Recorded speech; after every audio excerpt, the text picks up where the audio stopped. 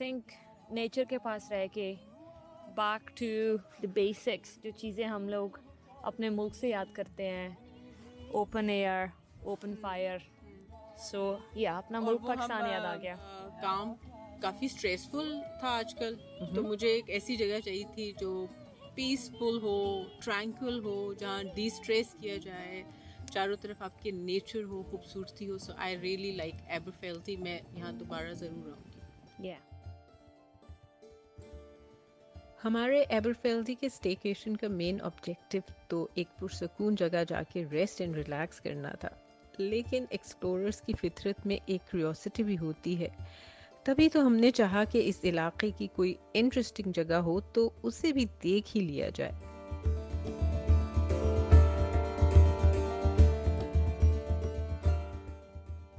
पता ये चला कि एबरफेल्टी के करीब एक गांव है, वीम नाम का।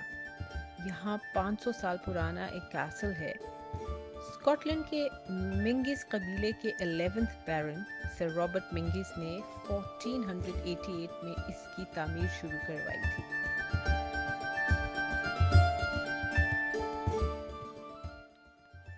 ऐसी तारीखी इमारतें मुझे तो बहुत फैसिनेट करती हैं। स्कॉटलैंड की, यहाँ के लोगों की तारीख के बारे में इल्म होता है और यहाँ के पास से कनेक्ट होने की अपॉर्चुनिटी भी मिलती है। तो आइए हमारे साथ एंड लेट्स एक्सप्लोर कैसल मिंगिस।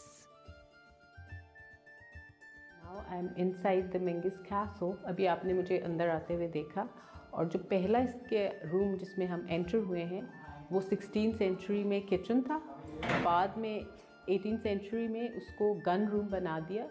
ये जो आप फायर प्लेस देख रहे हैं, इसकी वॉल को बंद कर दिया गया था और इसको फिर उन्होंने डिस्कवर किया लेटर ऑन, वापस इसको इसकी ओरिजिनल हालत में लाया गया।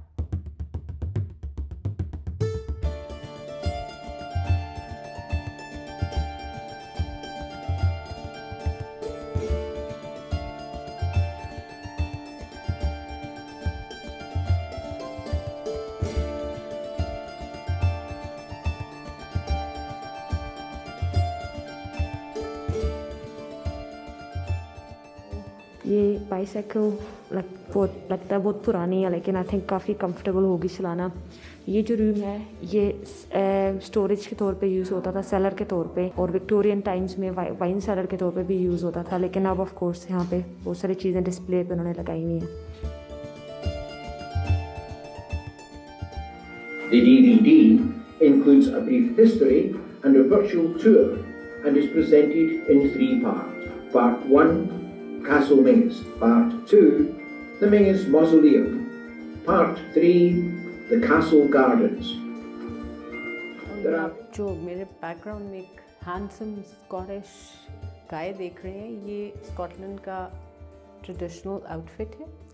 केल्ट कहते हैं इसको, और ये जो फैब्रिक होता है चेक चेक वाला, इसे टार्टन कहते हैं। हम अपनी कई वीडियोस में इसका जिक्र कर चुके हैं। मिंगिस कैसल का जो सबसे कहना चाहिए कि वेल नोन गेस्ट रहा है, वो भला कौन है? बॉनी प्रिंस चार्ली, जो इस कैसल में 2 दिन ठहरा just before the battle of किलोडन।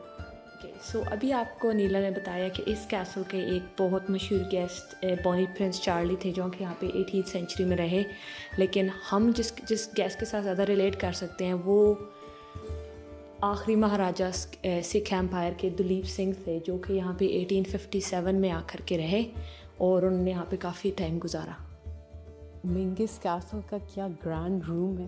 Very expensive to maintain such a lifestyle in 21st century I think. ये है वो बेडरूम जहाँ स्कॉटलैंड के प्यारे बॉनी प्रिंस चार्ली 2 दिन ठहरे थे मिंगिस कैसल में before heading to Inverness for battle of Culloden. आज हमने बहुत सारी चीज़ें जानी कैसल मिंगिस के बारे में, और बहुत अहम चीज़ ये है कि अगर कभी आप MENZIES देखें कहीं तो वो मेंजीज़ नहीं मिंगीज़ होता है। So that's an important thing आज हमने ये दरियाफ्त की है। सो या टाइम टू गो होम। घर जाते हैं, चाय का कप पीते हैं, आज सर्दी बहुत है। So let's go home.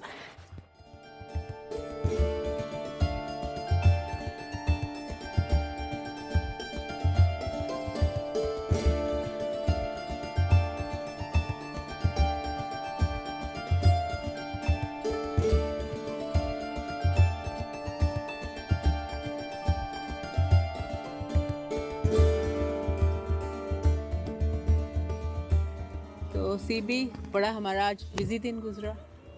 एक लंबी ड्राइव 2 आवर्स की आपने एबरडीन से की। मैंने जस्ट 10 मिनट्स कम 2 आवर्स ड्राइव की साउथ लैंकशायर से।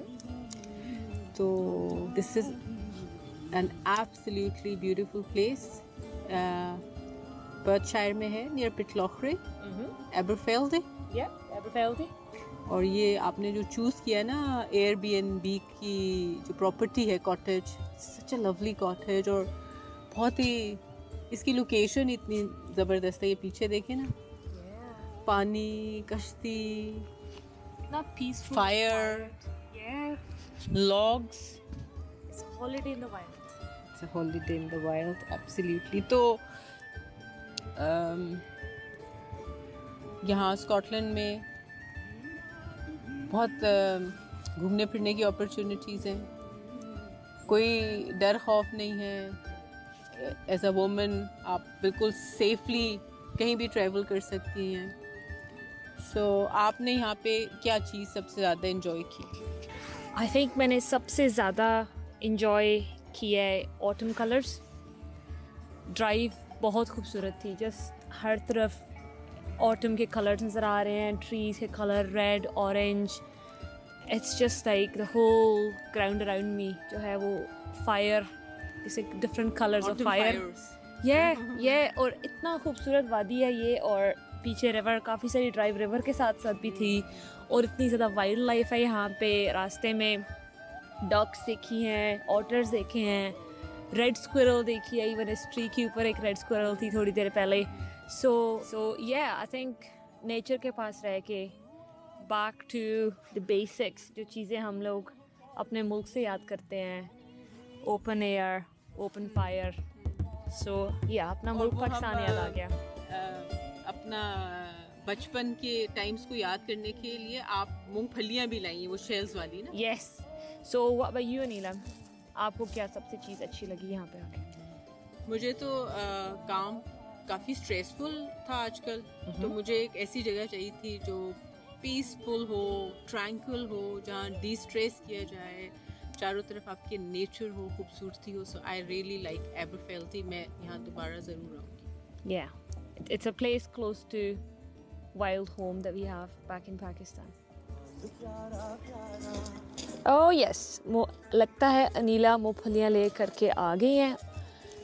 Yes, amazing. चलो जी, अब तो हमारे रात के आग के अराउंड बैठ के इस खूबसूरत माहौल को एंजॉय करने के लिए सब चीज़ मौजूद है। बहती नदियाँ, खूबसूरत सराउंडिंग, बहुत परफेक्ट माहौल है यहाँ का। और ये देखें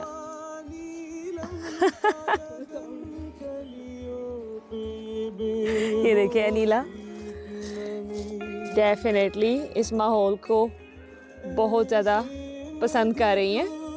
और हम पाकिस्तानी, हमें अच्छे मौसम और अच्छे माहौल के साथ ऑफ कोर्स गाने और डांस करना बहुत पसंद है।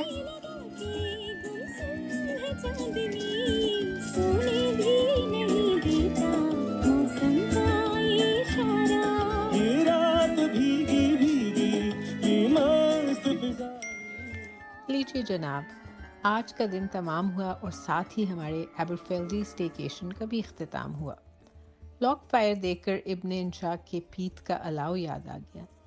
हम ज़रा वो गुनगुनाते हैं और आप सब्सक्राइब कीजिए स्कोरिस्तानी यूट्यूब चैनल को and do comment, like and share.